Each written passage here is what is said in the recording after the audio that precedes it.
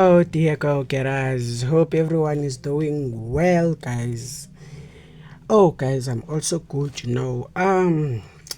so imagine yourself, you come across something like this in a test. What will you do? They say that find the prime factors for the following numbers. So guys, um in order for you guys to get those prime factors, this is what you should do. These are the numbers that you are given. Make sure this thing it is in a table format there. Do you see? It must be in a table format. Even guys, your teacher might use a trim method there. There is also that method which is like this there, which is like this there. That method and this one, it's one and the same. But just understand this one then. This is what you will do there. You'll say 20 this divided by 2. All the time you start by 2 there. If you can divide this thing by 2, it means that you'll get 10. So it means that I can divide this thing. I can divide 20 by 2, I'll get 10 there. Do you see? And at the same time, guys, I'll say 10 divided by 2. It means, okay, I can divide 10, guys, by 2. I'll get 5. So you get 5 now. And now you will say 5 divided by 2. Do you see that you got a what? You got a fraction, which is also a decimal. So it means that you cannot divide here. You cannot divide 5 by 2. So now let's try 3. Say 5 divided by 3. You got a fraction which is also a decimal. It means 5 cannot be divided by 3. Okay, let's try. Let's say 5 divided by 4.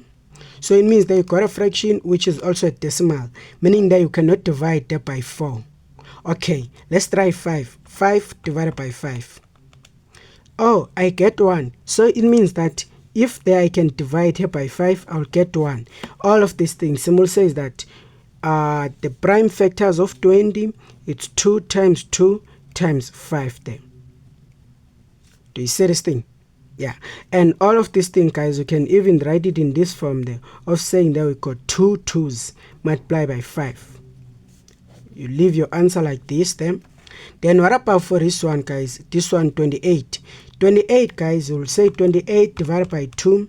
You'll get 14, meaning that if I can divide this thing, I'll get what? 14 there. Then I'll say 14 divided by 2. It means that I'll get 7, meaning this, I can divide this thing by 2, I'll get 7 there. Then now let's say 7 divided by 2. I get a fraction which is also a decimal.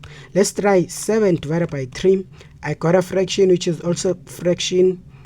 I got a fraction which is also decimal, guys. I'll say 7 divided by 4, meaning that this thing cannot be divided. It cannot be divided. Even it cannot be divided here. 7 divided by 7. So I'll get what? I'll get 1 there. It means that I can divide 7 by 7. I'll get 1. So all of these one, guys, these, they are prime factors of 27, of 28 there. So prime factors of 28, it's 2 times 2 times 7 there. Do you see? So it means that all of this thing there, I got 2 2's. Now, this thing is 2 to the exponent of 2. That 2, guys, it represents that I got 2 2's. 2 2's. Do you see this thing? Yeah. And all the time when you reach 1, it means these one are the prime factors. When you reach 1, these one are the prime factors. So now let's try this one, guys. What about for this one? Say 64 divided by 2. It means that I can divide here by 2. I'll get 32. Then say 32 divided by 2. It means that I can divide here by 2. I'll get 16 there. Say now 16 divided by 2. It means that I can divide here by 2. I'll get 8. Say 8 divided by 2. It means that meaning that if I can divide this number by 2, I'll get 4 then. Say 4 divided by 2. It means if I can divide this number by 2, I'll get 2 then. And now say 2 divided by 2. It means now if I can divide this number by 2, I'll get 1. Do you see? So the moment you reach 1, it means all these one are the what? Are the prime factors of 64. How many of them? 1, 2, 3, 4, 5, 6. Meaning this times this times this times this times this times this. 1, 2, 3, 4, 5, 6. Do you see? And this thing, guys, you can even write it in this form there. 2 to the exponent of 6. That 6, it represents, we got 6 2. 1 2 3 4 5 6, we got 6 2s, guys. Do you see? Yeah. And now what about for 90? 90 guys, out. Just say 90 divided by 2. It means that I can divide this thing by 2. I'll get 45 then. Then I'll say 45 divided by 2. There I got a fraction which is also a decimal. So it means I cannot divide this number by 2. The moment, guys, I cannot divide that number by 2, I will increase my number. Try 3 there. Say 45 divided by 3. Oh, it means that I'll got 15. If I divide here by 3, I'll got 15 there. Do you see? Then now I'm on 3 now. I'll repeat that 3. I'll say 15 divided by 3. Okay, 15 divided by 3, I'll get 5. Do you see?